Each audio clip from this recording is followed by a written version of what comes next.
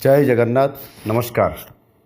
आपण माने जानती ओडिशा रे प्रथम थर पाई प्रवासी भारतीय दिवस अनुष्ठित होबाकू जाउछि।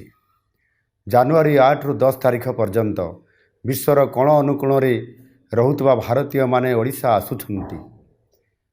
अनेक वर्ष परे आम ओडिया माननक पाई एहा एक अपूर्व सुजोग। विश्व दरबार रे ओडिशार मर्यादा को सम्मान को प्रतिष्ठित करने आमे समस्ते संकल्पबद्ध। यही 3 दिन पर्यंत समस्त अतिथि माने भुवनेश्वर रे रहिबे एवं अनेक पर्यटन स्थल को मध्य बुलिबाकू जिबे।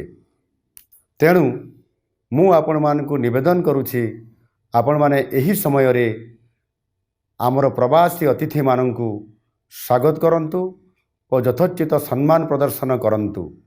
सेमाने जेपरी अनुभव करिवे जे सारा ओडिशा समान को स्वागत करिया पाई प्रस्तुत रहिछि। रास्ता घाट रे सेमाने किछि आवश्यकता अनुभव कले सेमान को तुरंत साहाय्य करंतु। सेमान को एपरी सुंदर व्यवहार करंतु जेपरी सेमाने अनुभव करिवे जे सेमाने प्रकृत रे निज जन्म माटी रे निज देश रही अछंती। एही समय रे आमर रास्ता घाट परिष्कार रखिबा मध्य आमर दायित्व।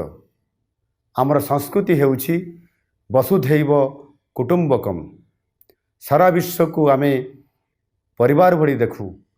प्रवासी माने तो सहजरे आम निजर। आसंतु आमे समस्ते मिसी प्रवासी भारतीय दिवस को सफल करिबा। प्रवासी भाई भौणी माने तांको जीवनर सबुठारु भल अनुभूति पाइबे से दिगरे प्रचेष्टा करिबा। वंदे उत्कल जननी भारत माता की जय।